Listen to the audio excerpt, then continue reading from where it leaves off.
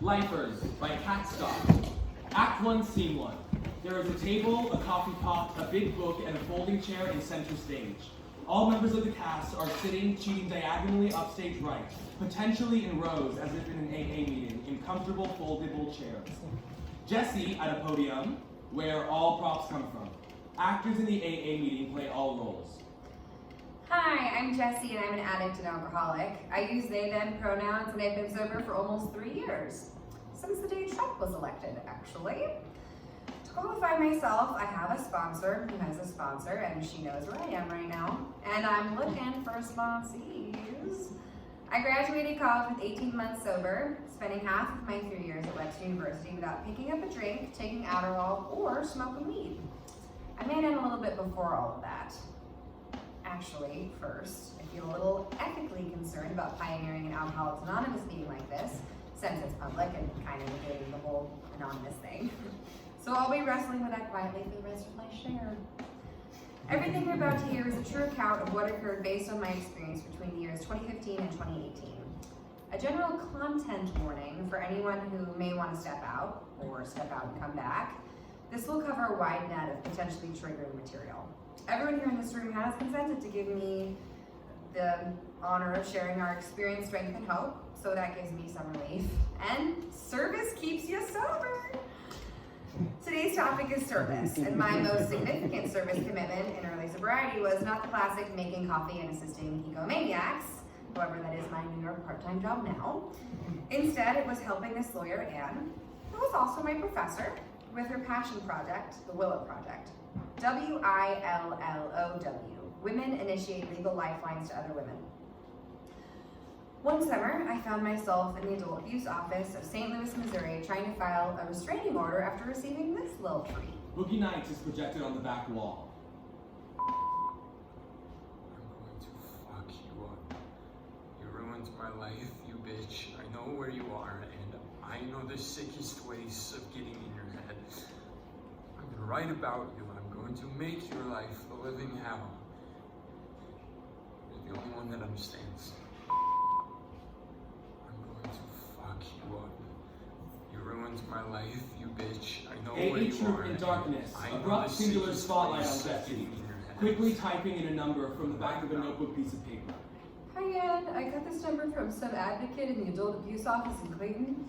She figured out that I was a Webster student and said that you were a law professor and might be able to give me some advice. I am seeking a restraining order from another student. We had a brief romantic history. My court date is this Wednesday the 18th, so if I could speak with you before then, I would really appreciate it. My number is Anne ran the Legal Studies Department and the Women, Gender, and Sexuality Studies Department at our small liberal arts college in my hometown. Shitty, nostalgic PowerPoint of Webster. It was the third most known college of St. Louis, after Washington University, with out-of-towner wealthy research kids, and St. Louis University, a Jesuit pseudo-athletic campus. Webster was known for the gays and specialized programs, and I was hoping to be special and eventually gay. Austin stumbling around in Pride Garb. I transferred there after Austin, who just charmed us with that wholesome voicemail, recommended I apply there for their film program after we met at a Pride Parade party. Since he was bisexual, I thought he was safe, as I was slowly figuring out my identity, which would later be a theme. Anne's office appears. Anne's office has an assortment of willow tree-themed things. Its oaky molding particularly impressing a sense of professor importance. Pedagogy is a word that would float around the chaotic stacks of pages. Framed pictures of her daughters and Cardinals games, long, wide windows into the campus parking lot, with some greenery and trees. Anne mouthing a phone call. Anne and I had a brief but deeply comforting conversation that I can't remember. I never put a face to a name until a year later during my last bender. I registered for her 8-week Women in Law class, since I could count it towards my queer-ass minor. At the time I was taking this class, I was trying to create the perfect combination of Ritalin for class, a few glasses of Zinfandel and Prosecco at night, and weed to keep me creative. Or just vaping weed in the bathroom when I was too intimidated by the real law students. Weed was particularly popular for me when I was forlorn in love with the first non-binary person I ever knew, and I joined student government just to be near them. I thought they were my world and the love of my life, but it was actually the weed they had endless access to. I really think about them now, but I think about weed every day. Jesse takes a hit of a vape pen and looks noticeably stoned. We are now in Anne's classroom, with scattered, tired, mixed demographic students in clearly a 4-hour lecture night class. A projection of the power wheel of abuse is projected on the wall. Who here has seen this graph? Oh, Darren, I know you have. Sorry, actually, I just realized I don't know everyone's name. I'm going to do this really uncomfortable thing where I go around and stare at you and repeat your name over and over again because that's just how messy my brain will remember after 15 years here. Yeah.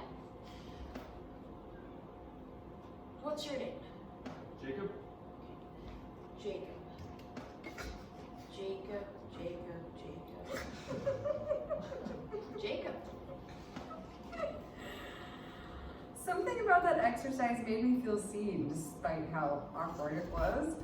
I always felt misunderstood by teachers and professors until Anne came along. Everything with Anne felt intentional, even when she swore things were coincidences. The epitome of having your shit together and owning the way your brain is messy to your advantage. Jesse moves to podium. I emailed her after I felt I was doing well enough in class to admit that I was the mysterious femme caller that called a year earlier about the restraining order. Either a voiceover or a projection. I was so worried about you, and I'm so glad to have you in this class and that you ended up okay. Later, when I registered for her next class, I would ask her, as I was making my first round to Step 9 amends, if she noticed I had a substance abuse problem in her class. She did not, which surprised me, because she's one of the most perceptive people I know. I just really wanted to excel in that class, and at the time I felt that Ritalin or marijuana were vital to my performance as a student. As it turned out, the world did not revolve around this anxiety and went largely unnoticed. She thought I was a great student, and I was constantly chasing an ideal that didn't exist. Experimental PowerPoint projections. This could be a few seconds or 15 minutes of interlude. Looking back, I wish I could take that first class with her again because very little of it actually stuck, which is one reason why I took 2 more of her classes. Welcome to the spring 2017 semester, a Greek course of Women in Law, which feels patronizing. We will start by discussing what makes law specific to women and femme-identified people different. Welcome to spring 2018 semester of Popular Trials and Mass Media. We will be starting with Susan B. Anthony and ending with the OJ trial. Can anyone give me a definition of intersectionality? One thing that did stick, and got brought up in every class I took with Anne, it became a big part of the next few years of my life, on and off through anxiety and early sobriety, and that was the triple A's. Amelia, Amanda, and Angel. Anne's 3 Willow Project clients. Act 1, Scene 2. 2 12-step members do a reenactment and rearrange chairs to be a schoolyard playground somewhere in Missouri. I'm gonna ask the group to do a little avant-garde role-playing, if you would. Scripts are provided for how I interpret what happened with our first client, Amelia, based on what I read, heard, processed, and remembered. Derek, I need you to kill my folks. My mom keeps letting my dad beat me and I can't survive here any longer. I can't see that cousin. I can't live through another night with my dad. Amelia joins the 12-step support group already on stage, now a psychiatric facility. I'm starting to feel kind of better actually being here. I like talking to you all. I only ever tell boys at school that I like me about my daddy. Like the part that he beats me and that my mom lets him. I don't always tell them about my cousin having sex with me. Other kids at school have noticed that I want my folks dead. I only said I was homicidal and suicidal because I'm just so mad at my mama for not being a good mama. But I could never kill her, I could never do that. 12-step member steps out as police officer and do a reenactment and rearranges chairs to be somewhere in Missouri. Amelia, pulled very isolated from the 12-step group. Can you tell us anything about what you witnessed, who the perpetrator might be, how they left? This is a serious young lady who might have wanted to hurt you or your parent, or hurt your parents. If you had anything to do with this, we might be looking at the death sentence, and nothing is pointing us to anyone else being here tonight except for you. My boyfriend, ex-boyfriend, Derek, he and we broke up recently. And he might have done this so that we could get back together. He sure liked me. He would have left through that window upstairs. Amelia puts on a prison jumpsuit. 12-step group rearranges chairs into their prison rec time positions. Vandalia Prison 2017. Amelia is training dogs. Real fucking dogs, please. I want Toto vibes, I want Sandy from Annie vibes. Sparky, jump! Attaboy, Sparky. Grab the cane. Where's the cane? Jesse at the podium. Amelia was the trickiest for me because she was said to have been highly manipulative in her teenage years. But Anne started opening these little doors in my mind about the survival skills of the abused. And who could blame a 14-year-old for just trying to survive the best she knew how? I also noticed a pattern of these clients starting to open up when they were in group share environments. One of the hardest things for me to look at is how these three women are safer behind bars for crimes they didn't commit than in their old daily lives, which were enveloped by the tentacles of their abusers. Amelia resumes position with Derek. Will you be my hero? Amanda is our next client of the AAAs, and the one that is more notably reserved, straightforward, and detail-oriented. You would never guess by talking to her where she had come from. 12-step troop becomes drug den in South Missouri. Amanda in a cage. Who's your daddy? You are Say it. Daddy. Good girl, here's a treat. Daddy throws one of his colleagues into a cage built into a closet with Amanda. Uncomfortable moans come from behind the door. Amanda's case is a true tragedy. Her life is just a series of fucked upness and abuse of all degrees. Her father was the drug lord of the Vandalia area. Amanda changes into a prison jumpsuit and her partner Kate share a lunch tray in Vandalia. Her dad used her as currency, letting whoever desired to abuse her and sexually assault her. I want to say the word rape as little as possible, just so I myself don't entirely disassociate while trying to tell these fucked up stories. Amanda and her partner Kate are having a prison lunchroom flirtation. Regurgitating information from the Willow Project website in class briefs, a short phone call, and a few years since reviewing her files, here's what can be said about Amanda. After Amanda was secretly raised by her father, a local drug kingpin, in a closet cage, she was sold for marriage at 17 to her father's friend in his 30s. This man regularly controlled and abused her whenever she was conscious. When a local woman was murdered, and her father and forced husband were both suspects. Her husband got a life sentence, but 5 years later, her brother accused her of the murder in place of her father. However, Amanda was never allowed to leave her house at that time, according to all neighborhood witnesses. Many folks didn't even know that Daddy had a real daughter, except for his drug clients. In fact, the whole town was in on how dangerous Amanda's father was. At 11 years old, Amanda's brother was high on LSD either during the murder or during the trial, or both, and accused Amanda of being present for the murder. So 5 years after her husband, father, or both, committed a murder after being abused her entire adolescence by them, she was sent to Vandalia for a 25-year sentence, forced to accept a public defender for a 3-minute defense and trial. Amanda and her partner Kate start going over a clipboard of tasks and taking inventory. She's now partnered with a woman in prison, and the only benefit to possessing Daddy's genes is that she inherited a strong organizational ability that allows her to run a lot of responsibilities in Vandalia. Act 1, Scene 3, Anne's office. If you're wondering right now how I'm recounting this stuff without crying or having a panic attack, I'll let you know I might later. And I definitely have already broken down in many AA rooms, therapist offices, and international emotional meltdowns. But my intention is to deliver these vulnerable details of myself and these women in a neutral way. Summer of 2017, my first solo summer. I spent hours every week filling my newfound free time by poring through the evidence of these two women. PowerPoints and projections. Court documents, accounts, summaries, police reports, medical documents, class attendance in prison. I never thought I'd be a lawyer. I truly thought I'd be a Disney Channel star. But here I was, desperate to learn anything I could about these women. I think the most fucked up thing, besides all the compounding abuse these two women suffered in childhood, but I think the most fucked up outcome of their criminal proceedings, besides one of them being factually innocent, okay, but I guess just another fucked up fact in a spread of really fucked up things that stuck with me, was the fucking Bible classes Amelia had to take. Since arriving there in the late 90s, Amelia has taken every physical possible iteration of biblical studies. Data starts in 2008. October 29th, 2008, completed the Holy Spirit at Work. November 5th, 2008, completed the Book of Acts and 15 minutes of How to Succeed on the Streets by Prison Ministries. December 12, 2008, the Bible, what's in it for you? May 29, 2009, Proverbs for Life. April 5th, 2010, The New Life in Christ. May 11, 2010, Sense and Nonsense About Prayer. July 12, 2010, 20 Lessons, Focus on Prophecy Bible Course.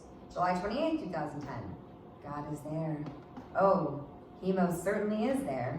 And this is only 2 years worth of data, but there is more. The good news of your salvation, securely saved and sure of it. Summary of the Bible, woof. The Word of God, divine versus natural viewpoint, practical Christian living, God's great salvation, understanding true love, soul winning, live a life of love, Christian life course, the church course, knowing Jesus, God has spoken. This is good news. Is it? The Family of God, 170 hours, restorative justice, word of water and spirit, and softball practice. Itemized spreadsheet continues of the thousands of hours of Bible courses. Amelia, sitting in a chair reading the Bible with 12-step group. All troop vaguely more religiously pompous now. There are a lot of things that are unclear about why Amelia took an insurmountable amount of Bible study courses despite not even identifying as a Christian. Troop comes in with prayer. Litera utlum ile. Spring awakening vibes hum through the rest of the month. Is it because there's an excess of classes offered that they are pushed into the prisons by the church? How much was by choice and how much was forced? How pressured was she to be fully enveloped by a religion she doesn't believe in? There's something just so messed up about this image to me. It would be one thing if this was how she processed her trauma, but looking at this list, I know for a fact that her higher power is her dogs and not this bullshit. By the way, for any lawyers in the audience, she is guaranteed a job with Champ's dog training upon her release from prison. Too bad she has a life sentence for a crime she did not commit. And if you're doubting any of this, A small, sexy group from Cell Block Tango appear. Jesse joins in Fosse number with Amelia and Amanda. If you'd have been there, if you'd have seen it, I bet you would have done the same. I digress. Act 1, Scene 4. Iowa sweeping plains projected. Jesse setting up a camera video tripod separate from Anne's classroom, now formed by 12-step troop again. Now, I was actually surprised that, while I've had brief phone calls with both Amanda and Amelia and spent half the summer compiling their evidence into an exoneration brief for the Missouri governor, the most amount of contact I've had with Anne's Willow clients was her third and longest running client. The client that the whole Willow Project was originally built around. Anne in classroom, smaller class size. The Willow Project is a coalition of professors and students working together to release wrongfully convicted women from sentences acquired at the hands of their abusers. Our first client is Angel. Who here knows the details already? I never thought I'd be a good student without Adderall, but As if the spirit compels them, Jesse's hand shoots up. she is a disabled teenage sex worker who was brought along on a crime spree. Yes, great memory. Angel has the mental capacity of roughly a 10-year-old, and I first heard about her through a counselor in the Iowa Maximum Security Prison who found my contact info after meeting with Angel and hearing enough of her story to believe that Angel is actually innocent. PowerPoint projection overlays the sweeping Iowa fields and then becomes a map of the crime spree between Missouri and Iowa. In prison, behind the classroom, Angel is being affectionate with her partner, played by Aurora.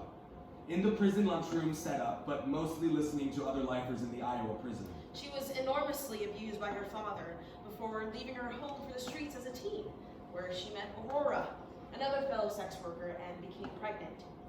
When she and her baby were kidnapped, and I use that word loosely because she was actually 19 but had the mental capacity of a 10-year-old. She was taken by Schaefer, who had promised to take care of her. Seeing her vulnerability, he took Angel, her 1-year-old, and Aurora, who was 16 at the time, on a crime spree from Iowa all the way to northwest Missouri. Angel, Aurora, and Schaefer and henchmen reenact the scene. The group arrives to an abandoned warehouse-like space where 2 elderly women are tied up by chains. Schaefer holds a gun to the baby's head and says Angel must do whatever he says. He demands she holds the chain as he uses a plank with nails to violently murder the elderly women in front of everyone. Police arrive and handcuff Angel. Angel and Aurora put on prison jumpsuits and return to the conversation with lifers. When the police arrive, Angel is in shock and panic and confesses to being part of the crime. She meets with a public defender for 30 minutes before they encourage her to take a plea deal. She receives consecutive life sentences in both Iowa and Missouri. Schaefer has not absolved her to this day, despite consistently telling me his part in this for the 7 years I've worked with her. He's a very disturbing person to talk to. Where's the son? Jessie either continues to set up camera and microphone or joins the smaller classroom. Shane visits with Angel in prison. It's interesting you asked that, actually. Her son was doing quite well before we got involved. It's something I feel very guilty about. But when we told him the story, the true story, that his mother did not deserve to be in prison, he went down kind of a spiral. But he's since been in communication with her, and as of now, has a good relationship with a girlfriend. He has expressed interest in taking care of Angel if she was ever released. Jessie returns to podium. So where are we now? Oh, well, I did think it was weird to invest this much time and energy into law without it being part of my degree. I lovingly refer to my degree as make media queer, but in reality, it's a major in film, television, and video production with a minor in women, gender, and sexuality studies and a background in theater. Just a mouthful of gay. So I was hoping down the road that there would be some kind of media component to helping Anne, where I otherwise felt like no help. And so a very long and awkward process begins in my early producer life of trying to wrangle film students to put together something to help Anne. Wait. Sorry, since this is still a somewhat functioning A topics meeting on service, and I am encouraged by my sponsor to share what it was like, what happened, and what it's like now, I realized I kind of left out my drink-a-log. So let's do a flashback of what it was like, because you already know what happened. I got distracted by how cool Anne is. Okay, flashback to drunk me. I loved Patron, champagne, vodka, Maker's Mark, and the effects produced by drugs and alcohol. I had a mental obsession and a physical craving. Sometimes I could have just one drink, but I never got to choose the days I did, like a game of roulette. And it was never any fun to have one drink. I don't know how y'all do it. It's a secret and quiet torture to moderate. Jessie crawling. I'm so in love with you. Puking. I just be myself. High in a corner. Please don't hurt me. Please don't hurt me. I wouldn't be able to protect myself. I'm too high. Please don't hit me. Surreal projections. See, I'm not going to hurt you. I've dated survivors before. I just thought it would be fun to get stoned with you. I told you what it does to me. I told you. Okay, so I was actually hanging out with this guy from that voicemail because he was a Christian Slater from Heather's Ask Stoner, and I desperately missed smoking weed after my classic first college campus assault. In hindsight, he was more of a Kylo Ren looking motherfucker, but I digress. I hadn't smoked weed since I was assaulted at a paint party and had to leave my dream school of USC. Won a Title IX case, rushed a sorority, and felt suicidal from the trauma of it all. It was a whole thing, and I just wanted weed back in my life. Because yes, I've experienced trauma, but I'm also just an addict. I still have the mental obsession and the physical craving. And this bisexual boy was the perfect drug gatekeeper. But I didn't know that at the time. I didn't know I was manipulating myself and my disease. Cunning, baffling, powerful self-abuse. To Austin. I don't think I can do this anymore. To audience. Okay, I actually ended things after he coerced me into getting high. I walked in on him masturbating butt naked at his house, and then he spontaneously came all over me when I tried the friends with benefits thing, which is not my idea of a benefit. But if my parents are watching this, I very bravely set a healthy boundary at the first red flag. 12-step troupe is mimicking a party scene on the film set. Someone has got behind the camera Jessie's set up. Someone else is holding a boom. Hey, I brought my high school ex on as an extra because we're just friends, which I thought was okay because you and I are just friends. But now I realize that might be too soon or upsetting. It's fine. I'm fine. It's all good. Austin improvs a coked-out, speed-induced rant about infinite jest. Hey, I don't want to upset you more, but you seem off. Do you want to grab lunch after wrap? Hell yeah. That's a wrap. So So what's up, dude? You seem high. I'm not fucking high. No one gets to accuse me of shit. Not my dad, not you, not my mom. It's no one's business what I do. And fuck you, as if anyone gives a shit about my life. Okay, we're skipping lunch and I'm taking you home. Fuck you, okay? Fuck you for pretending like you give a shit. Jesse crying, time passing as a projection. Hey. I'm sorry I blew up. Let's just talk about it, okay? I'll explain. He takes a pool from vodka behind the podium. I'm gonna put on boogie nights because you look like Heather Graham. You sit down, chill out, I'm fine. I'm gonna call one of your friends. Overlapping, Austin runs around screaming about having sex with his sister and his mom abusing him and crying. Jesse opens door to apartment. Hey, can someone come in here? I need a witness until the ambulance arrives. Hey, what's going on? I'm actually a nurse and live around here. I'm not a deus ex machina. This really happened. I don't know exactly. I've never seen him like this. I'm a friend. Fuck you, I'm gonna fuck you up. I'm sorry. Never mind. You better go. The ambulance will be here soon. Austin passes out on the couch or bed with mouth foaming. Jesse jumps on top of Austin on bed, slapping his face as his mouth foams. What did you take? Wake up! Jesse walks to the same place as Amelia and Cop once were. Miss, I need you to listen to me. Never come back here. That boy in there is making threats against your life. I shouldn't be telling you this, but he says he wants to kill you. Now, I have 2 daughters, so I worry about them getting caught up in a situation like this. You may have saved his life. Now you need to leave here and don't come back. Okay. Jesse moves back to podium. Well, that was an awkward way to start at a new school. Austin would leave threatening voicemails to check up on me, learn who my friends were, find out about my whereabouts, ask me about parties, and eventually he composed a lovely collage where my face was superimposed on the body of a fluffy cat. Projection of said fluffy, fucked up collage.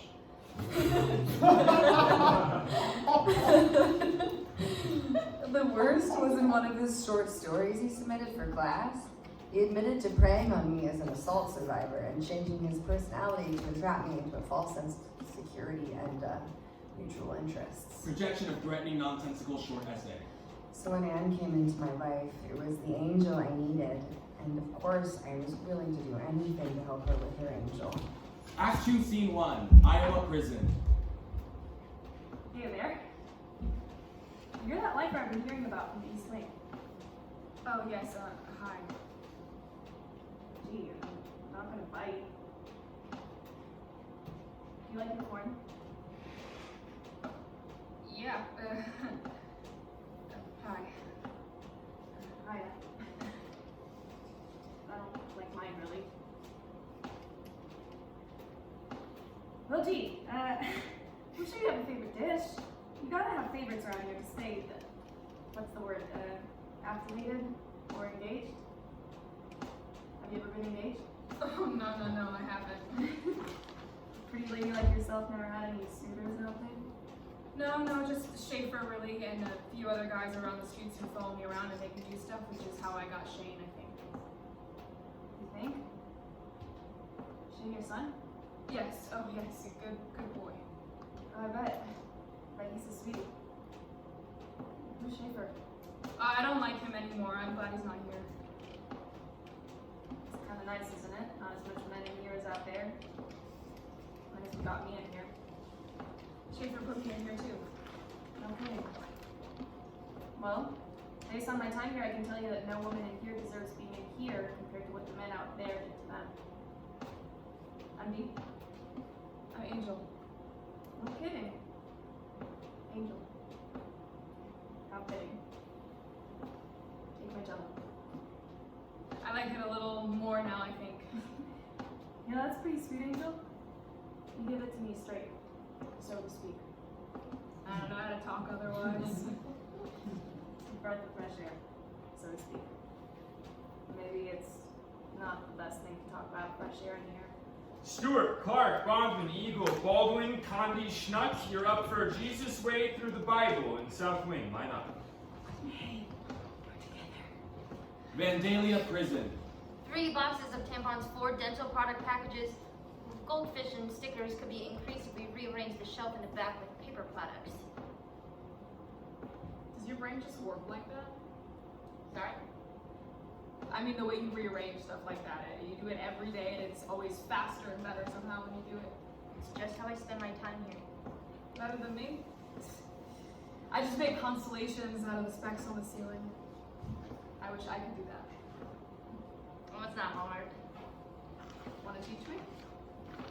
I got nothing but time. Anne sent me some paper and pens. Hey, you talked to Anne recently? No, I don't think so. I've been meaning to tell her though that my new roommate is someone from before. Spicy. Before I would want to know if she knows something, but by now I'm just trying to keep my head down. I hope she doesn't blow it for me. I'll write to Anne, and she's got some interns I talk to when she gets busy. You know how she is.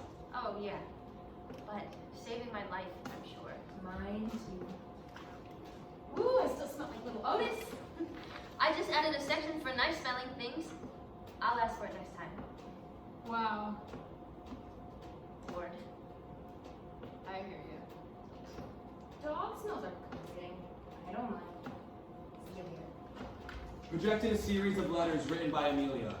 Act 2, Scene 2, Anne's office. Anne and Jessie sitting in her office. I never know what's going to come out of this stuff. It's just years of a waiting game. But remember, Amy Lorenz Moser from class. Enter Amy, front and center. Amy is the most impressive lawyer in the world because Anne describes her as the most impressive lawyer in the world. She's been featured in documentaries, and according to her practice website, she has received numerous awards and recognition for her work on behalf of victims of race and abuse, including Missouri Lawyers Weekly, the highest honor, Lawyer of the Year, as well as the American Bar Association's Pro Bono Publico Award, and was once a student of Anne's. I think she's also famous for asbestos compensation lawsuits. Well, she's going to be there, as well as a couple of other lawyers advocating for their clients in the same coalition in the governor's office.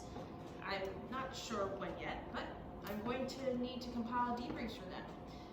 And that's when I thought you would be helpful. Sure, I mean, I've never gone to law school or written law. Oh, but I've read your stuff in class, and it's great. You're the first teacher to think it's clear and concise and not just stream of consciousness. I know, I'm guilty of that too. You know, my AD brain. You know. Makes me feel a lot better, actually. Well, okay. I thought that with the way that you write movies and plays and that kind of stuff, it would help to tell the stories differently.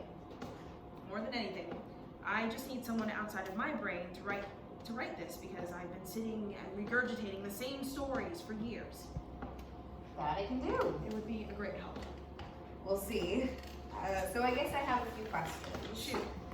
Won't they think Amelia did it, or it's as if she did it, if she has a history of asking boyfriends to kill her parents? Good question. I think about that a lot, actually.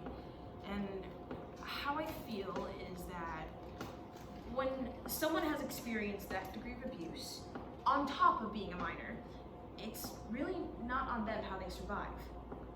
But more than anything, the punishment in no way matches the degree of punishment she received, in the slightest. A life sentence as an accessory and a minor? With a public defender who met her for only 30 minutes. Notice the theme? Yeah, it's fucked all the way. I just worry that they're not going to see her manipulation as a sympathetic survival skill. I'll try to write around it and look at these medical records. Amelia Doctor and Mrs. Bird enter into psychiatric office in psych building. You're being put on a heavy sedative and antipsychotic. You have not expressed any interest to harm your mother further, and you are expected to stay on this prescription to maintain a healthy mental balance. Mrs. Bird, do you have any questions? Well, I think this was just a huge fuss with my daughter always overreacting to one thing or another, and it'll all blow over soon. Amelia, do you feel like you will be safe at home? Yes, sir. I love my mama. They start leaving. Just wait until your father hears about this. There's no way in hell we can afford these pills either. I am not making a trip to pick these up. This is your doing. I want to know why they released her so soon after expressing homicidal thoughts towards her mother. And also, you can see that whatever meds they prescribed, her mother immediately abandoned them. So if anything, a plea of insanity. Yet, I trust you when you say that Amelia didn't do it. And what I understand the least is how Amanda even got in prison. That will be the biggest mystery to me. Alright, I'm sorry if I'm cutting you off. I would love to get more into this, but I have a class in the basement at 4 p.m. Ugh, Basement still? With that new fucking STEM building and all the empty business school classrooms? Trust me, I know. Wait. Also, he is a Republican governor. However, the last Democrat governor is how we got here in the first place, and you never know how with exoneration and clemency cases, what will make a governor flip. Interesting. Okay, I'll research. I think my dad worked with him a long time ago. I'll see you in class Wednesday and track you down after class because you'll miss my emails. Well, thank you for understanding me so deeply. Of course. Act 2, Scene 3. Governor's Office, summer. Dumb Captain America posters, not even a little cool. Hi, I'm Corinne, and this is Jeff. Thank you for coming all the way out here today. All lawyers politely nod. Almost ran out of gas on the way here. Oh, sorry to hear that, Dave. Well, we reviewed all of your clients and look forward to hearing about it. We think the governor is specifically looking for cases where the women killed their abusers in self-defense, but we are prepped to listen to all of them just the same. This Missouri Governor Grayton's that the council unfortunately represented legally would be indicted a few months later for blackmailing a woman he was having an affair with, involving taking naked photos of her and blindfolding her so she wouldn't tell anyone. The Captain America posters in his office probably could have been the first sign. His legal counsel, however, were bright young lawyers who took a real interest in our cases, which makes all of this exceptionally unfortunate.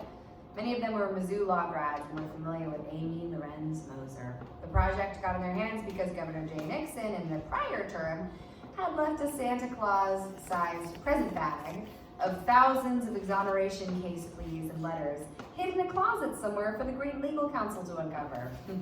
Which is how Ann of Webster, some law professors from well-endowed WashU, some law professors from football school Mizzou, and lawyers from the pseudo-Jesuit sort of sporty school, St. Louis University, all coordinated to wrangle law students into sifting through the almost insurmountable exoneration work for Brayton's to maybe or maybe not look at. Jeff, when you're looking at these, I want you to remember. Dave then spends time explaining criminal law to a room full of women lawyers trying to get women out of prison for crimes caused by or in response to their male abusers. Thank you, Jeff. And everyone else. Amy gives a concise debrief of her clients that seems to perfectly line up with what Governor Grayton is looking for, despite the governor not being in the room, which is honestly better because this very attractive woman is at counsel instead and is way more engaged with the dialogue. Anne gives a stunning recap of her 3 clients. Great, we will be reviewing these carefully. Amy, can I speak with you after? Later at the diner. Great news. Corinne, who is head counsel, was totally pissed that Dave kept referring to Jeff as head counsel when Jeff is her assistant, and it was so disrespectful. She's actually a fan of mine, and we're gonna follow up with my cases over coffee. Amy, that's amazing. I'm so glad she said something. So Amy hears back and the rest of us don't, which is relatively battered by how cool Amy is and how attractive the head counsel is, but still disappointing. Classes resume, and for a few months I focus on other things like my senior thesis film I was until... hoping that you could come back in for a film project. Ah, finally, yes! Shoot! I'm so glad you all finally get to meet Abby. Act 2, Scene 4. Somewhere in rural Iowa diner connected to a gas station. Abby, Jesse, and Anne. Angel has no ability to self-reflect. She may have inconsistent answers. To review, she became homeless as a result of her parents' divorce at the age of 14. The rest, Jesse, you have been briefed on, but I'm not sure what exactly you'll hear today. I need the 2 of you here to shoot her story so that we can potentially edit a consistent timeline for the parole board. Abby, I'm excited to finally meet you after hearing how brilliant you are from Jesse. Thank you so much, but I'm just here to hold the camera, I guess. Better than anything I could do. Well, thank you. Scene changes to prison security behind Jesse during their next dialogue. Abby is a non-binary icon, a dedicated editor, loyal to a fault, and soft but with great strength and endurance. And they'll be totally embarrassed that I included them in this. We'll need to see IDs and keys and other valuables to be stored in the lockers outside security. Jesse and Abby shuffle around to put away things. Right this way, we'll be in a conference room, and you can be alone with Angel. We'll be outside if you need anything. These are weirdly hotel hospitality vibes. I know, I was waiting for an Orange is the New Black moment. Let's roll with it. Hi, Angel. Hi, Jesse and Abby set up spacing cameras. Angel, these are very nice students who have come to help me. They are going to keep their cameras on and record what we talk about today. You don't have to worry because you are in very good hands, and they are here to help. Have you been getting the letters from the other interns? Yes, yeah, Emily and Danny have been really nice. Good, good. Let us know if you need any breaks or if you need to pause and think about anything or go back and correct yourself. That's what we're here for today, to let you get the whole story out. Do you think you're ready to start talking? Some of the things I'm asking you, I already know the answer, but we need to hear it from you. Yes, I'm ready. Okay, so let's start with your name, when you were born, and what high school you went to. Angel Stewart, I'm 44. I think I was born July 13th, 1973, and I went to North High. When did you have shame? Around 1992, maybe 1993. And what have you been doing with your time in prison? I work in the kitchen, do the line, sometimes do the garden. And you've gotten by with great behavior, I heard. I'm not a troublemaker. No, there's some troublemakers around, but I don't talk to them. I had a girlfriend in here who's on the other side now, but we can't talk anymore. I told her she's gotta go be free now. You can't keep it going from the other side. I'm really sorry to hear about that, Angel. But it sounds like you've made friends in here. Yeah, the other lifers, I couldn't talk about this stuff without them. Sorry to jump right in, but what got you in here? I got mixed up with Schaefer. I was kidnapped. He was nicer than my dad. Of course, I can imagine that would have been very confusing. But to your credit, you did save 2 people's lives, which the cops didn't know. I did, and that's what got mixed up. I saved my best friend and my baby. But it's been a lot easier to talk about this stuff with my friends in here, other lifers. It gets easier, and I gotta be stronger now for my kids. The friends in here are girls who have been through the same thing. We can relate to each other. And they're more family than friends. I was scared to speak about this stuff because before I was scared to speak to men. They are like Schaefer. I can trust women more than men. The lawyers in the past were men, not like Anne at all. I was afraid Schaefer was going to find out about all this and kill me. Schaefer would chase my babies around with an axe and had a horsewhip, and we were forced to stay in the kitchen and couldn't move an inch. I've talked to Schaefer actually on the phone, and he's well in his 80s, and has said he doesn't care that you're here, and won't comply to free you. I don't know why he does this, why Schaefer does this, but I have God, and I have friends in here, and I talk to God, and I know I will see freedom. I don't know why he does this either, Angel. He is a very bad man. You will see freedom, and you are very strong. Can you tell us about what it was like before and when you met Schaefer? I was running the streets. Chris and Steve were teenagers sent to babysit me out on the streets by my dad. See what I was doing? I was looking for a new dad out there, and at the beginning, Schaefer had it all. But then he locked us in a facility. Dad used to beat the crap out of me. I would never take anyone's life, I would never do that. But Schaefer held a gun to my baby's head and told me I had to hold the chain. He used a wood plank with nails in it to kill those 2 women. What kind of person uses a plank with nails in it? He said he was going to kill everyone, starting with the youngest first, unless I held the cord. Then came the cop cars, and I just don't understand the law. He broke her neck in 2 to 4 different places, and I had to hold the extension cord. If you could talk to the parole board right now, what would you say? I would say that I got a lot stronger being in here, and I have good friends. They're more family than friends, because we grew up together, the lifers. I live my life without putting the blame on myself. I'm trying, but it's hard. Every day is a struggle, all because I took a ride from someone who I thought was my friend. I can't trust men, that's why it took me so long for me to tell my story. How do I know when I get out it won't be other Schaefers out there? How do I know if I get a ride from somebody who I thought was my friend that this won't happen again? Because I thought he was my friend. That's why I don't leave. I don't think I'll leave the house much when I get out. I used to be a rocker because I didn't want to see all that flash before I fell asleep. So I would rock. People would ask me, why are you a rocker? And I would say, do you think I want to sleep and see all that again? Now I'm not a rocker because of the lifers. And I know I got God. I want to help other innocent people when I get out of here because I know what they're going through. You will, Angel.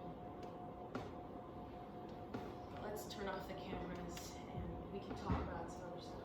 Anne and Angel remain on stage talking to each other. Jesse driving in a pickup truck, Abby in passenger seat. Show tunes playing in the background. Fuck. I know. I knew it was gonna be a lot, but When she started talking about her son at gunpoint? I know, and I didn't know she was also queer. Yeah, that was really great. I'm just really confused because in class Anne talked about how she couldn't put words together, but that was like really articulate. Yeah, I think maybe because we were queer and she was more comfy. Oh, that's a good point. She mentioned all her new lifer friends. Maybe because we were a room of queers and femmes, she finally could tell us that she didn't trust men enough to tell everyone the truth. Yeah, I think her hearing the other lifers tell such similar stories, she felt like she was able to tell hers in a safe space, and then tell us in another safe space. Like, she got the queer vibe from us, even though that hasn't been scientifically confirmed. Yes, queer vibes. Save the day again. Fun Home Telephone Wire plays in the background. Act 2, Scene 5. Later, sunset. Abby's room editing the footage. Angel is in the background, scrubbing through the scene before like an edit. Fast forwarding, skipping over parts, rewinding, etc. Obviously, we don't want to focus on anything that might make the parole board feel uneasy, but we can't hide anything from them. This part.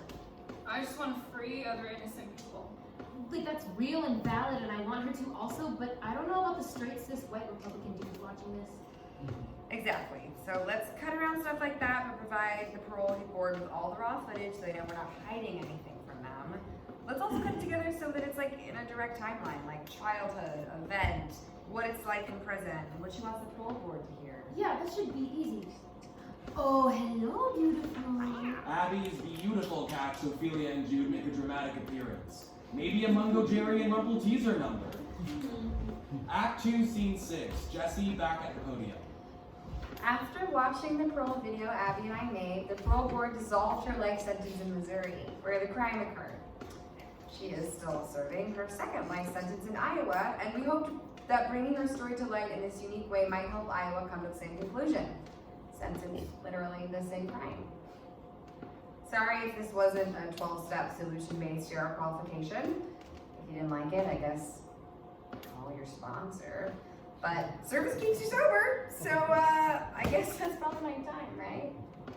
Okay, well, get a sponsor and stick around. End of play.